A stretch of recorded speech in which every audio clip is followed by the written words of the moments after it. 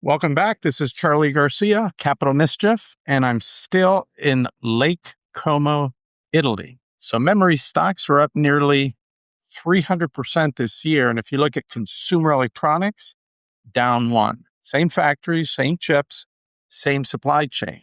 So while you were watching NVIDIA, the people who make the parts NVIDIA can't live without quietly bought a yacht. And that is today's story.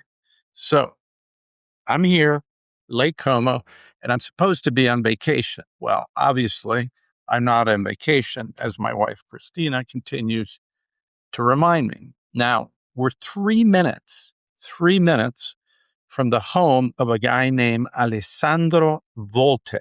Who's he? He's the guy that in 1800 invented the battery, okay? And the guy, the Volte, is named after the unit, the thing every chip on Earth runs on, all right?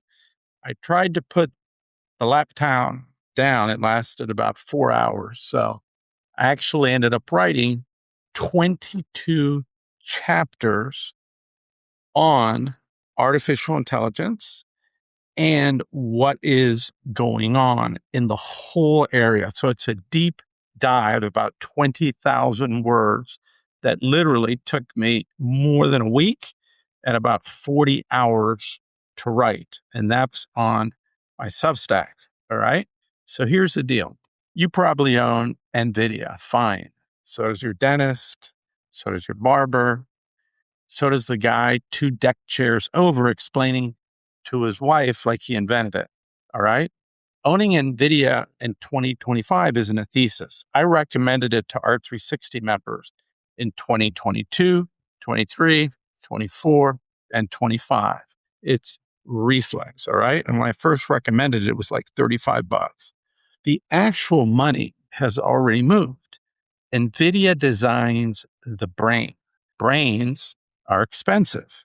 Brains are sexy. Brains get the magazine cover.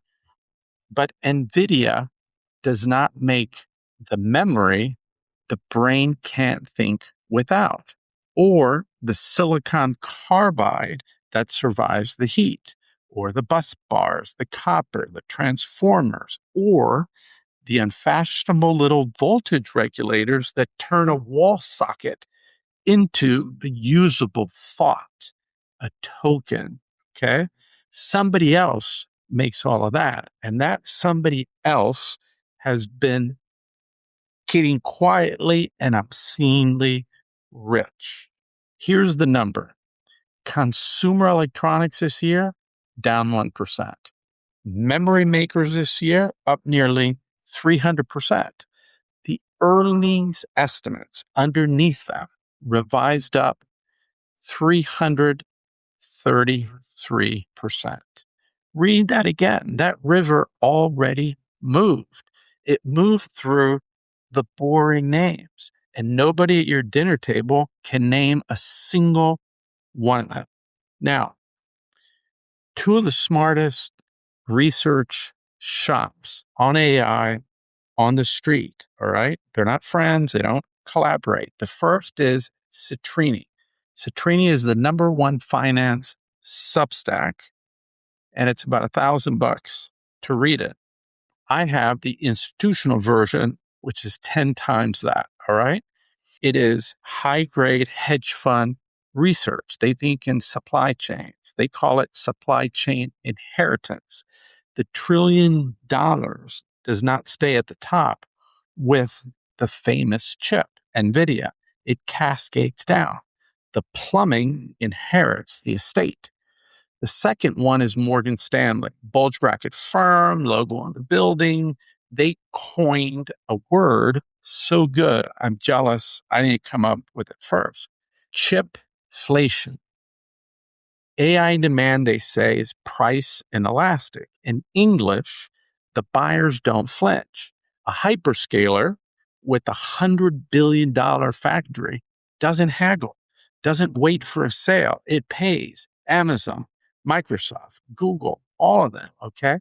Citrini says the spend flows down the staircase.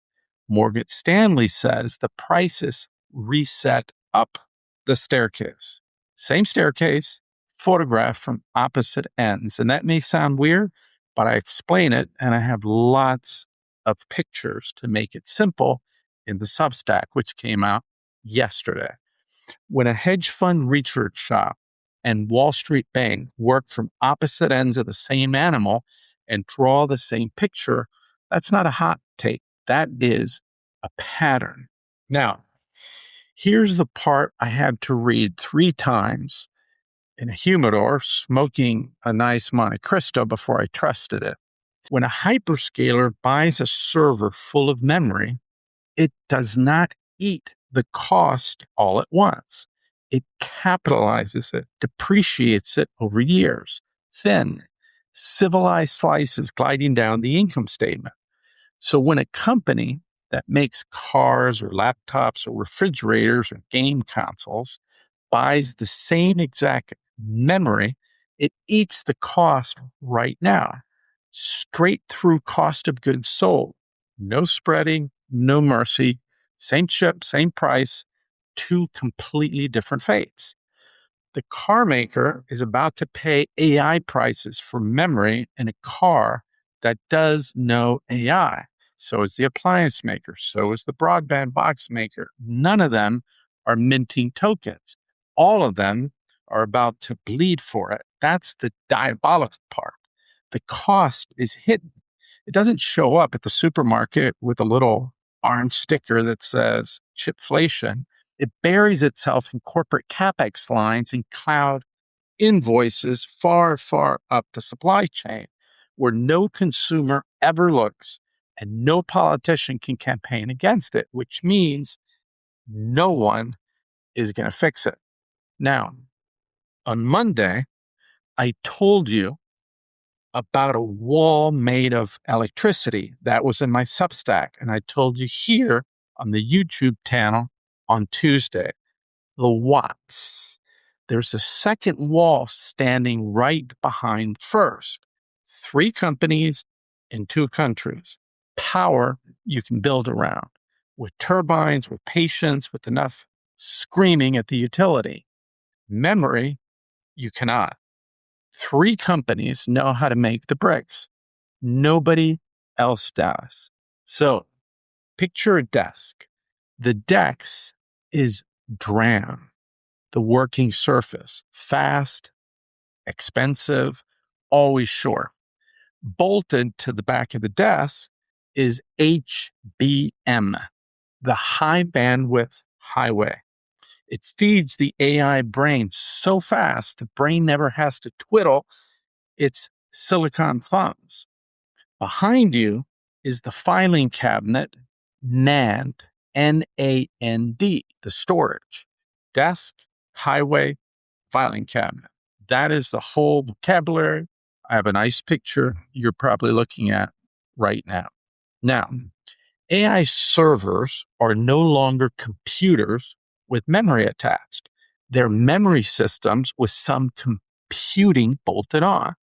The memory market, $220 billion in 2025, grows to $890 billion this year in 2026. That 1-year jump is bigger than the entire global memory market for every smartphone, every PC, and every traditional server on Earth combined. The AI machines are eating the buffet. The rest of us are just reading the menu. Now, memory is the meanest floor in the building, but it's not the only floor. There's actually 7 floors and then some half floors I'm going to talk to you about.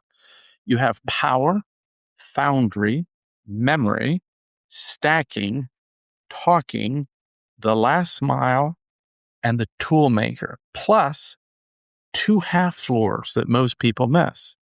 There's 34 companies that I name that dominate, okay? Every one a choke point. Every one was somebody at the top of the stairs getting quietly, obscenely rich, okay? So on my Substack, behind the paywall, after you've read 15 chapters, what the post is going to do is name every single one of them. The 3 memory makers, the 2 tool makers I buy before any of the rest, the 1 company AI CapEx dragged back from the dead.